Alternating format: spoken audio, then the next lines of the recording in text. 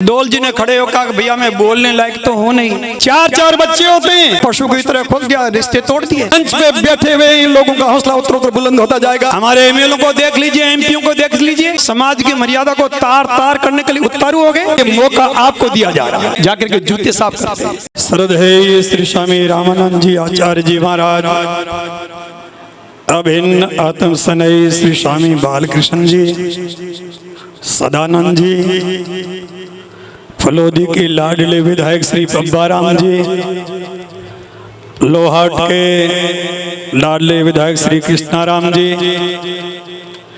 अखिल भारतीय वैष्णव महासभा के अध्यक्ष देवेंद्र जी, सम्मानित मंच प्रभु प्रेमी सज्जनों, माताओं बहनों, सदग्रंथ और महापुरुषों का ऐसा कथन है, अन्य स्थाने कृतम पापम देव स्थाने विनश्यति। अगर जीवित से जाने अनजाने में कहीं अपराध हो जाता है, पाप हो जाता है, ऐसे स्थलों पे पहुंचने मात्र से उस पाप की निवृत्ति होती है। लेकिन ऐसे पवित्र स्थल पे पहुंचने के बाद अगर कोई धर्म विरुद्ध आचरण करता है, वज्र लेपो भविष्यति, वो अकाट्य और अक्षम्य हो जाता है। सजनों, ये वो स्थल है जहाँ सातवें कल्प के प्रारंभ में जगत रचयिता ब्रह्मा जी ने स्वयं यहाँ पे यज्ञ किया, जहाँ 88,000 ऋषि विराजमान थे। मार्कंड और लोमन जैसे ऋषि भी उस समय यहाँ उपस्थित थे। उसके बाद देवादिदेव महादेव ने भी यहाँ यज्ञ किया, इंद्र सहित समस्त देवता पधारे। वेदव्यास जी की प्रेरणा से पांडवों ने भी यहाँ यज्ञ किया, और पांडव लोग जब यहाँ आए तो कहते हैं भगवान श्री कृष्ण ने भी उनको दर्शन दिया। महाभारत में इस क्षेत्र को जांगल प्रदेश के नाम से जानते हैं। जिस समय भगवान जांबोजी ने इस सरोवर की खुदवाई की, उस समय चित्तौड़ की रानी यहाँ स्वयं चल के आई, और कैसे इस सरोवर के चारों तरफ उन्होंने सूत फिरवा करके अपने जीवन को धन्य किया। ये वो स्थान है सजनों जहां पूरा जामानी समाज, जहां कहीं भी देश प्रदेश में रहता वो नियंत्रित होता था। आज हम लोग मेले क्यों लगे, मेले लगने की पृष्ठभूमि में उद्देश्य क्या था, उसको हमने दिल और दिमाग से निकाल दिया है। मंच लगता है, मंच पे खड़े होकर के बोल लिया, हम समझते हमने बहुत बड़ा काम कर लिया। क्या इस मंच पे जो बोला जाता है, पिछले मेले में जो बोला गया, क्या इस मेला में उसकी समीक्षा हुई? पिछली बार हमने यहाँ क्या बोला था, क्या धरातल पे वो काम हमने किया? क्या रचनात्मक रूप से हम उन कार्यों को कर पा रहे हो जो मन से बोलते हो? मैं समझता हूं अगर हमारा कथनी में ही विश्वास है, हम स्वयं को भी धोखा दे रहे हैं और समाज को भी धोखा दे रहे हैं, समाज को भी अंधकार में रख रहे हैं। सजनों, इन मेलों के आयोजन की पृष्ठभूमि में हमारा एक ही उद्देश्य था, बीलोजी महाराज की एक ही परिकल्पना थी।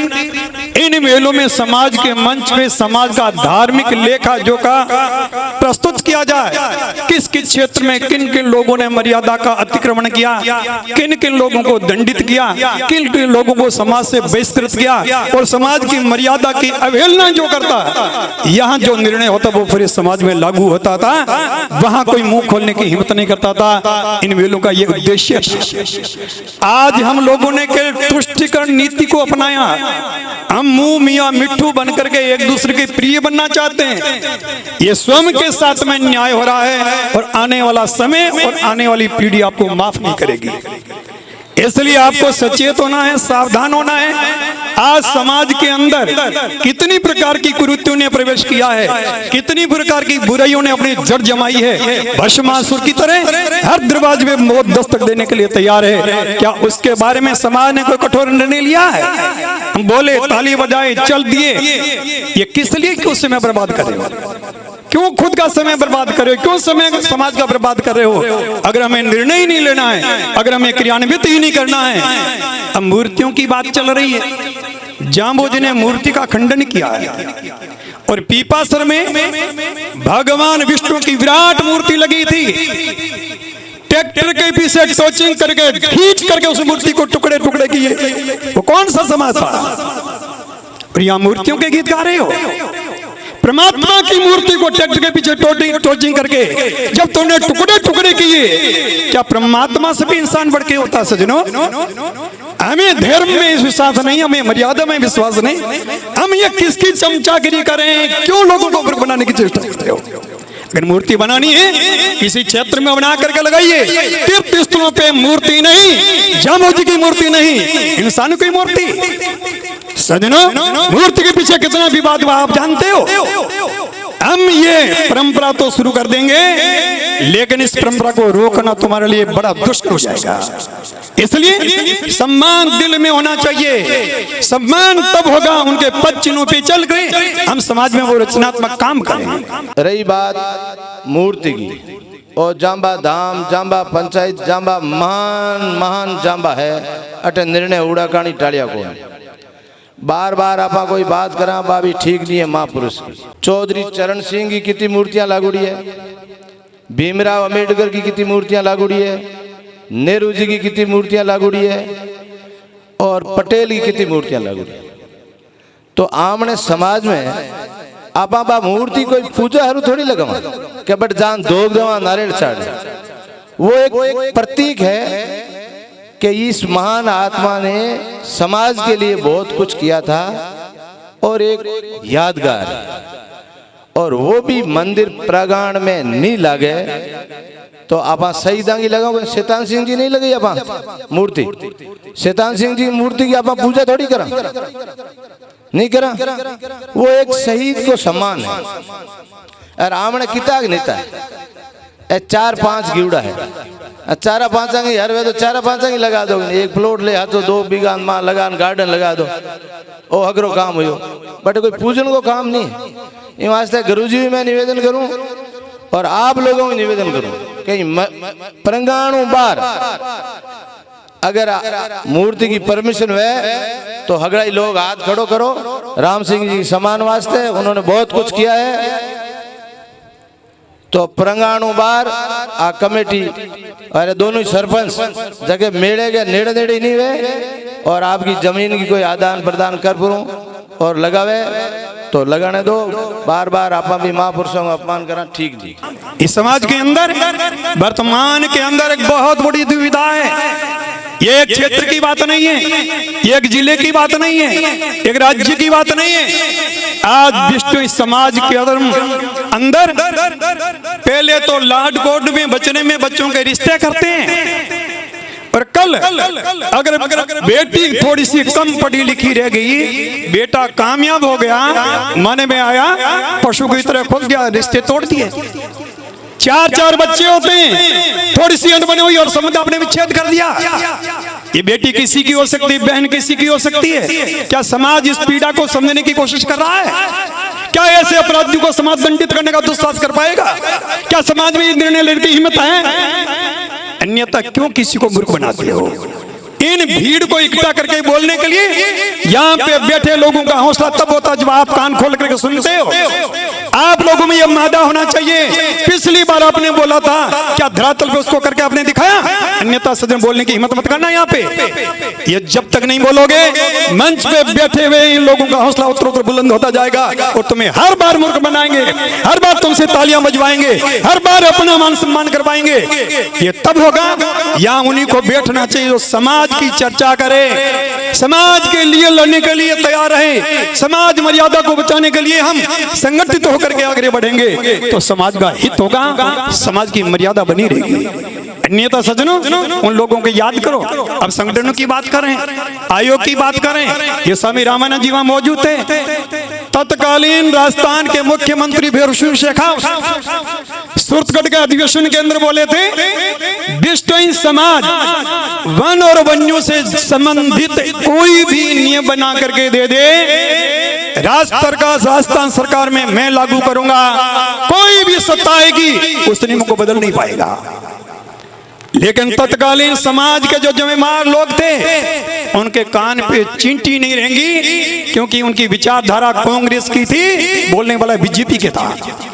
जब तक हमारे दिमाग में बीजेपी और कांग्रेस होगा, हम समाज का भला नहीं कर पाएंगे। समाज का बेटा हर पार्टी में होना चाहिए, हर समय में हमारा वहां प्रतिनिधित्व होना चाहिए। लेकिन समाज की बात आती है, इन व्यक्तिगत विचारों से ऊपर उठ करके समाज हित की हमें सोचना पड़ेगा, समाज हित के लिए निर्णय लेना पड़ेगा। पर पार्टियों के बीच में तुम खिंचातान करते रहोगे कि समाज का भला नहीं होगा, ये समाज बिखरेगा, समाज के टुकड़े होंगे, समाज में विमनिश्चित की भावना पैदा होगी।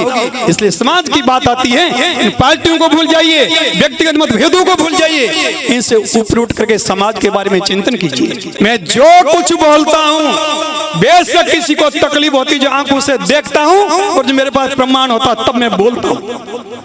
लेकिन कभी कभी उन लोगों को तकलीफ हो जाती है, जो लोग एक आध उनमें जो ढंगा होता है, तो मेरा उनका दिल दुखाने की भावना नहीं होती है। मैं किसी द्वेष की भावना से नहीं बोलता हूं। मेरे लिए विश्व का हर बेटा एक समान है। हाँ, नेम और धर्म रखने वाला चाहे गरीब से गरीब है, वो सबसे मुझे अमीर और प्रिय लगता है।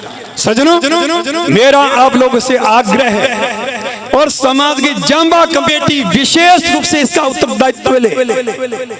जांबा कमेटी विशेष रूप से उत्तरदायित्व ले। सज्जनों, आज वो शख्स मालारा जी हमारे बीच में नहीं है। उन्होंने इस मंच पे समाज के लोग रिश्तेदार भी नाराज हुए, उन्होंने समाज के लिए कठोर निर्णय लिए। और समाज और मर्यादा की बात आती है, न तो हमारी रिश्तेदारी बीच में आनी चाहिए, न अपना और पराया होना चाहिए, न जातिवाद होना चाहिए, न क्षेत्रवाद होना चाहिए। चाहे बेटा भी क्यों नहीं हो, बाप क्यों नहीं हो, गलती की है तो वो समाज का दोषी है तो उसको दंड मिलना चाहिए। ये कठोर निर्णय जब तक नहीं लोगे तब तक समाज में मर्यादा और अनुशासन बनेगा नहीं। सज्जनों, यहाँ अखिल भारतीय विश्व महासभा के अध्यक्ष देवेंद्र जी बैठे, पीछे अखिल भारतीय विश्व महासभा का चुनाव बड़ा संघर्ष करके करवाया था, लेकिन दुर्भाग्य से अंत में हताशा और निराशा हाथ लगी। अखिल भारतीय विश्व महासभा का संविधान है, उसमें ग्राम इकाई, तहसील, जिला, राज्य करते महासभा का गठन होता है और उसके अंदर जो सदस्यता शुल्क होता है 25% ग्राम सभा के पास में रहता है, 25% जिला सभा के पास में रहता है और 50% है वो महासभा के कोष में पहुंचता है। लेकिन उन लोगों की सोच क्या थी मुझे पता नहीं, उन्होंने ग्राम सभा की राशि भी महासभा के अंदर ला जाकर जमा कर दी। हमने पिछले 6 साल से संघर्ष किया, लेकिन ग्राम की राशि आज भी जिलों को मिली नहीं है, जिला की राशि भी मिली नहीं। इसलिए देवेंद्र जी से मेरा कहना है, आप पारदर्शिता से काम कर रहे हो, आपको भी सम्मान मिलेगा, आपकी भी इज्जत होगी। वो गांव की राशि है जो गांव सभा को लौटाइए। पूरे हिंदुस्तान के 2-4 जिलों को मैं कह नहीं सकता भाई महासभा ने अभी तक एक पैसा भी ग्राम सभा का भी नहीं उठाया। ये सरासर समाज के साथ अन्याय है, अनीति है, समाज के साथ में बहुत बड़ा धोखा है। जामोड़ा तट मत सच बोलूं झूठ नहीं बोलूं, जो भी गांव इकाई का एप्लीकेशन के हाथ खाता नंबर देला उसका पैसा अकाउंट में आ जाएगा, नहीं देला बिगा में घरे तो ले जान दीजिए, नहीं पैसा तो खाता में गातना पड़ी, खाते हूँ खाता। आपने भी निवेदन करा कि आप भी एक आह्वान कर और महीने 2 महीने तक जो भी ग्राम इकाई पैसा लेना चाहे वो आपका खाता नंबर लेटर पेड में लिख के देवे, मैं ट्रांसफर करला, इसमें कोई दो राय नहीं है। और इंगे बाद में आप माफी चावा के बड़े ओढ़ मत दी। और समाज की संस्थाओं को पारदर्शिता के साथ काम करते हुए हमें संविधान का सम्मान करना चाहिए। जैसे विश्व समाज का संविधान 29 की आचार संहिता है, ऐसे ही किसी व्यक्ति ने समाज का हित सोचा था, हमारा समाज का चौमुखी विकास कैसे हो, उसके लिए संविधान की प्रक्रिया बना करके दी थी। उस प्रक्रिया के साथ अगर यह समाज कोई भी कदम उठाएगा, पूरा समाज कंधे से कंधा मिला करके आपका साथ देगा, सहयोग करेगा। हमारा किसी व्यक्तिगत रूप से किसी व्यक्ति से विरोध नहीं, लेकिन जो सिद्धांत के साथ खिलवाड़ किया जाता है तो सजनों जिम्मेदारी भी बनती समाज को जगाएं, समाज में अलग जगाएं, ताकि आम समाज के नागरिक को पता चले कि समाज के हो क्या रहा है। इसलिए मेरा अनुरोध है, यहाँ की सभा से मैं जांबा की सभा से कहना चाहता हूं, जिस तरह से मुझे 7 साल का था उस समय की बात याद आ रही है। उस जमाने में लगभग 1975-74 तक पूरे बाड़मेर और जालोर जिले में बिश्नोई के घर में बीमार सिमार आदमी के लिए चाय बनती थी, और पता चलता जांबा से संत सांचोरी मालाने के लिए निकल चुके हैं। लोग खड्डा खोद के देगड़ी बूर देते थे, जिसको पता पैर पकड़ते थे, आम संतों को बताना नहीं। लेकिन इतना जहां भय था, वहां के लोग धीरे धीरे यहाँ आने शुरू हुए, यहाँ के हालचाल को देखा, उनकी शंका उनका भय मिटता गया, और धीरे धीरे वो सबसे के पानी फिर गया। हमने कुछ ऐसी सामाजिक बुराइयां जिनको सामाजिक स्तर पे हमने मान्यता दे दी। मैं एक बार कर्नल बीरबल जी ने सुरतगढ़ के अंदर आर्मी सेंटर के अंदर 1 महीना हम रहे, हर गांव में शाम को हमने सत्संग रखा, गाड़ी मिलिट्री की दौड़ती थी। उन्होंने कहा आपको यहाँ हमने भोजन मांगेंगे, ने पानी मांगेंगे, टेंट भी हम लगाएंगे, साउंड भी हम लगाएंगे, आप सामने आकर के बैठ जाओ। हर गांव में 3-3 घंटे का कार्यक्रम किया। सज्जनों, आप विश्वास नहीं करो, जांबा के तट पे जांबू जी की साक्षी में कह रहा हूं, लोगों के 20-20 साल के शराब के ठेके थे, उन्होंने बंद किए, शराब छोड़ी, बीड़ी छोड़ी, जर्दा छोड़ा, चाय छोड़ा, और संयोग से तत्कालीन महासभा के महासचिव राम सिंह पंवार को गाड़ी में बैठा करके लाडाना में कर्नल बीरबल जी लिया है। तिलतिलाती धूप तड़पती आंधी में इस तरह की भीड़ को देखा, राम सिंह जी पसीना छूटना शुरू हो गया। हमने 6 महीने के बाद आगे मेला आने वाला था। मैंने राम सिंह जी से कहा, राम सिंह जी आप महासभा के मंच से घोषणा कीजिए, लोगों ने 20-20 साल से शराब के ठेके थे वो बंद किए, हरिजनों ने भी चिलम पीना बीड़ी पीना बंद किया, विष्णुओं को तो छोड़ो, इतर समाज के लोगों ने, आप महासभा के मंच से घोषणा कीजिए, धर्म विरुद्ध आचरण करने वाला समाज का दोषी माना जाएगा, समाज उसको दंडित करेगा।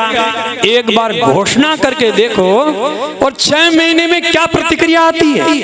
सकारात्मक प्रक्रिया है तो आप लागू करने की चेष्टा करना, 100% नकारात्मक प्रतिक्रिया है आप मौन हो जाना। मैं 1 घंटा बैठा रहा, उस बंदे ने मुंह नहीं खोला, ने हाँ कहा ने ना कहा। धीरे धीरे पता चला मामला कुछ मूल में गड़बड़ है। अब मैं स्वयं अगर बोल रहा हूं उस चीज का सेवन करूंगा, मैं बोलूंगा कैसे। सज्जनों, समाज में आज भी संगठितों के समान निर्णय लेगा, समाज आज भी मानने के लिए तैयार है। लेकिन मेरा अनुरोध है, आज दौल जी सरपंच संसार में जिंदा नहीं, खेजिल में हमने मीटिंग रखी, वहां नौजवान काफी आए हुए थे। दौल जी बोलने के लिए खड़े हुए, लोगों ने काना फंसी की दौल जी बोलेंगे।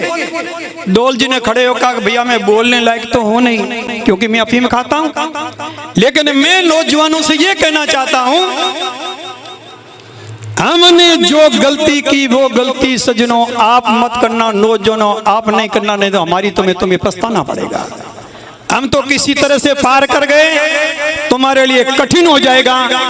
इसलिए मेरा अनुरोध है, एक तो टूटते हुए संबंध रिश्ते जो टूट रहे हैं बहन बेटियों के, और एक समाज की धर्म की धज्जियां उड़ाने वाले इन लोगों के विरुद्ध समाज बैठ करके सर्वसम्मति से निर्णय ले और वो समाज में लागू करें, ताकि इन मंचलों को सबक मिले कि समाज की मर्यादा तोड़ने वालों का क्या अस्त्र होता है। तत्कालीन भारत के राष्ट्रपति, गृह मंत्री अगर समाज की मर्यादा तोड़ते हैं, अमृतसर से हुक्म आदेश होता है, तनख्वाह घोषित किया जाता, अपने यहाँ हिला देना कहते हैं, जाकर के जूते साफ करते हैं। सजनों, पद बड़ा नहीं, उनके लिए समाज बड़ा था।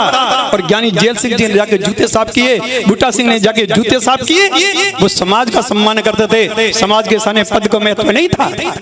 जब तक हमारी ये सोच नहीं होगी, तब तक समाज हित में हम ये काम कर नहीं पाएंगे।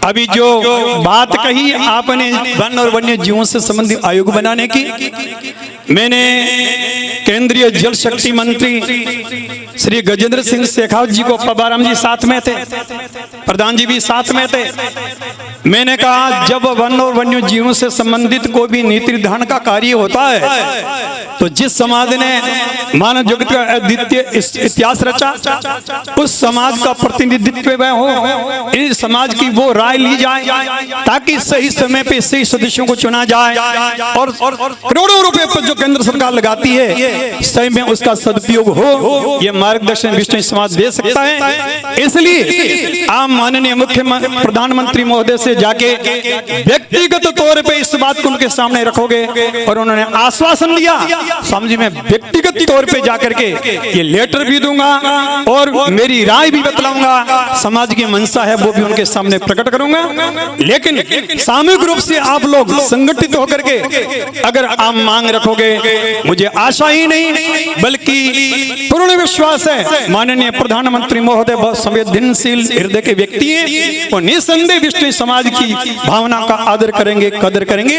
लेकिन जब हम संगठित होकर के ये बात रखेंगे, तो पुनः यहाँ की कमेटी से मेरा अनुरोध है, ये सभा भले यहाँ से आप विसर्जित कर लें, लेकिन यहाँ बैठ के इन बिंदुओं पे आप निर्णय लें और आम सभा के सामने रखें, सर्वसम्मति से पारित करवा के समाज में रिश्ते तोड़ने या तो रिश्ते करो मत, चाहे बेटी डॉक्टर बन जाए, चाहे बेटा डॉक्टर बन जाए, चाहे वो मजदूर बन जाए। मैं सही राम जी का उदाहरण बार बार क्यों देता हूँ, वो जमाने के बैरिस्टर थे और तत्कालीन विधायक थे, उनकी धर्मपत्नी इतनी भोली, किसी सज्जन ने कहा साहब आप दूसरी शादी कर लो, उन्होंने कंधे पे हाथ रखे कहा सज्जन बुरा मत मानना, इसकी जगह तेरी बहन होती तो मुझे क्या सलाह देता, पैर पकड़ लिए। एक बैरिस्टर एक एमएलए 28 साल का जुआ क्या कहता है, परमात्मा ने मेरे भाग में जिस देवी को लिखा था, जब तक जिंदा रहेगी मैं सेवा करूंगा, इसकी सेवा मेरे भाग्य में नहीं थी, इसके भाग्य में मेरी सेवा लिखी, मैं सेवा करूंगा। हमारे एमएलए को देख लीजिए, एमपीओ को देख लीजिए, प्रशासनिक अधिकारी को देख लीजिए, उनकी धर्मपत्नी अंगूठा टेक उन्होंने कभी नहीं कहा मेरी घरवाली अनपढ़ है।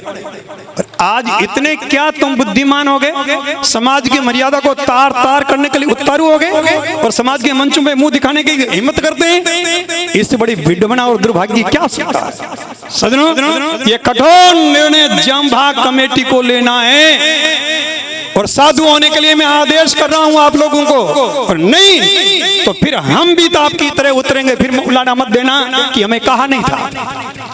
इसलिए मौका आपको दिया जा रहा है, मुझे केवल आपसे आशा ही नहीं बल्कि पूर्ण विश्वास। आज मेरे घराड़ी हाव अनपढ़ हाव होड़ आज एक जयपुरी को आली है, एक जयपुरी को आली है। आज शिक्षा की कमी है, जब शिक्षा बनी, शिक्षा कूट कूट घर में आ जी, इस समाज में अपने आप रामबाण की तरह बुराई सारी खत्म हो जी। स्वामी जी, शिक्षा की जरूरत आज आपने कई तरह की पार्टी की बात करी, कोई कमी नहीं रखी। चौधरी भजन लाल ने दिल्ली में धर्मशाला बनाई, फड़ोदी लिफ्ट कनाल को ना गुरु जमलो सर लिफ्ट कनाल रखो, मुकाम में भी काम करने की कमी कोई रखी। जोधपुर जिले में कोई कमी नहीं रखी सरकार। और एक बात मैं और अनुरोध करना चाहता हूँ, ये पीछे जो मंच बना है, लाखों रुपए लगा के बनाया है, इस मंच वाला अगर वहां उपयोग हो जाए तकलीफ क्या भाई, उसका सदुपयोग हो जाए, लाखों रुपए लगे। हमारे दिमाग में कुछ और चल रहा, मुझे ऐसे लग रहा है ये बिल्कुल बैक साइड में है। ये मंच स्टेज पे क्यों लेके सामने टेंट लग जाए, पब्लिक बैठ सकती है, अरे उसको देख रहे और उनको प्रेरणा मिलेगी। कृष्ण राम जी से कहें आप भी आप सामने सेट बना, ये भी बनाएंगे। थोड़ा थोड़ा करते करते एक स्थायी व्यवस्था हो जाएगी, ये फिजूल खर्ची का हमारा ये कम हो जाएगा। हमें वहां बैठ करके, यहाँ भामाशाहों की कमी नहीं है, दानदाताओं की कमी नहीं है, और एमएलए बैठे हैं, इनके पास सरकारी फंड की भी कमी नहीं है, समाज हित में ये भी देंगे, तो हम स्थायी समाधान कर सकते हैं। आप इन बातों पे गौर करेंगे। और आप लोगों से पुनः निवेदन है मेरा, ऐसा कोई भी निर्णय आए व्यक्तिगत विचार को भूल करके संगठित होकर के आप इनका समर्थन करना, ताकि इनका भी मनोबल बढ़ेगा और ये समाज हित में कोई कठोर निर्णय लें जिससे पूरे समाज का हित होगा। बोलो जम्बेश्वर भगवान की।